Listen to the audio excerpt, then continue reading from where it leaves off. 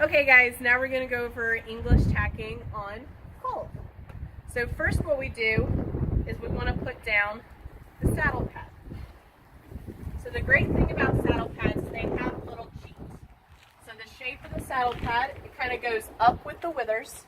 So I'm going to put it right up on his withers. As well as the strap that helps hold the girth goes right behind the elbow. So those are your two little cheats to make sure you have the saddle pad in the correct spot.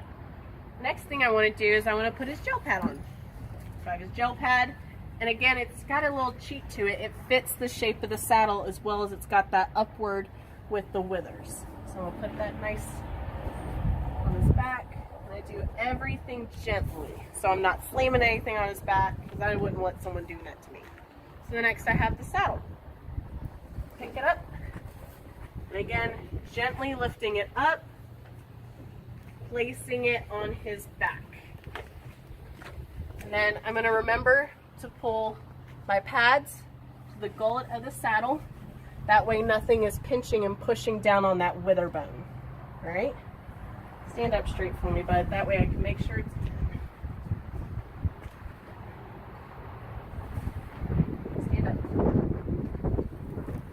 Alright. I'm going to put my billet straps through here. That way it holds the saddle place in where it's supposed to be, and it's not going to go backwards at all. Okay?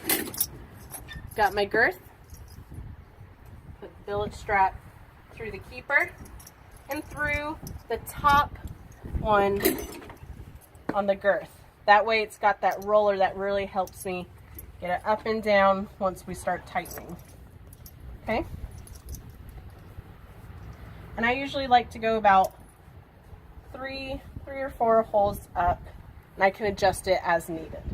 All right, I'm going to go on the other side now and tighten the girth. I always walk in front of him, not underneath him.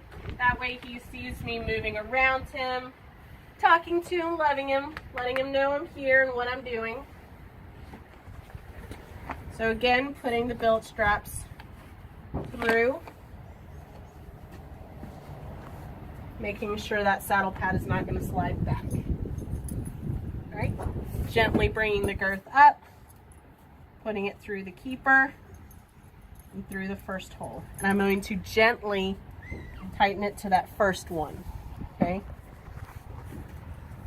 I shouldn't have to tug on it at all. It's kind of like tightening a belt.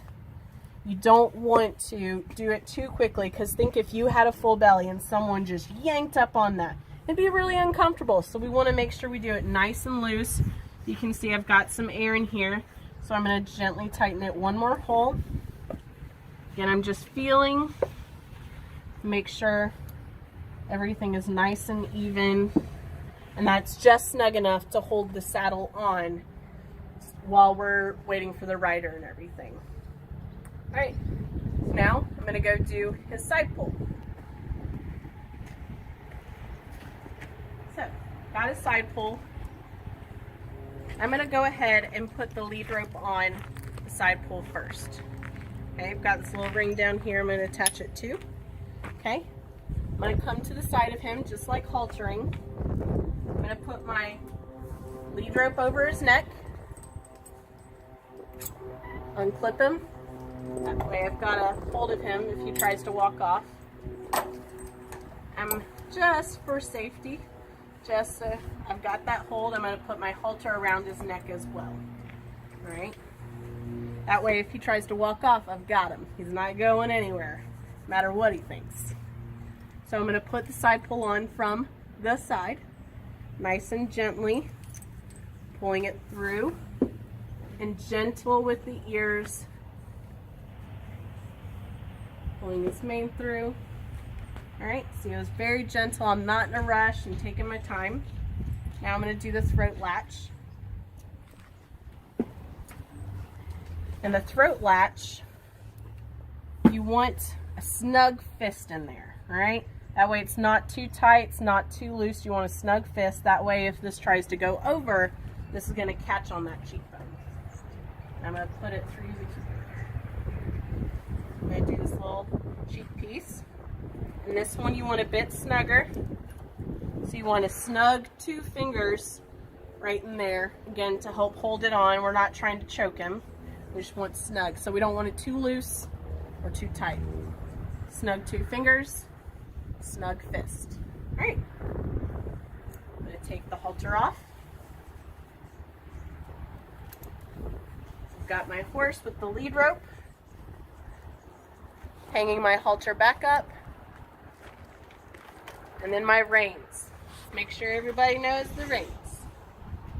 So I'm going to put the reins gently over his neck, pushing the buckle back towards his withers, that way they're not dangling to the ground. And I want this little pointy out piece to be on the outside, just like so, not resting against the horse, because we don't want it to poke him at all. All right, I'm going to go around, do the other side. Notice nothing has hit the ground. Again, making sure the pokey side is away from the horse. And that is how we tack. So right quick, we're going to go over how to take off the side pole. And then whenever you take off the saddle and the stirrups and everything, just do it all at once, right? But this we can take off in pieces. So I'm going to take off my reins. Nice and gentle again.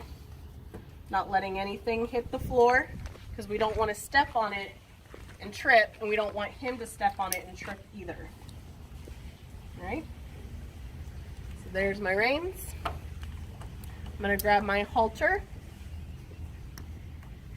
put it back over his neck. That way I've got something to hold on to in case he decides to walk away, sees an enticing carrot. I'm going to do the cheek piece and the throat latch. Right? From the side, I'm going to hold on both sides of the crown piece, gently lift up and pull over his ears. And then I'm going to get my halter, put it back on. Nice and snug. And put the cross ties back on. That way we know he's not going anywhere for sure. Right. And then again, just to reiterate, when we take off the tack, I'm just going to go ahead and do my girth nice and gently on both sides. Take the girth completely off. Put it over the top. And take everything off together. And then I'll put everything away when I get over to the tack room. Alright guys, that's Tacking English. If you guys have any questions, just let us know, and I hope to see y'all soon.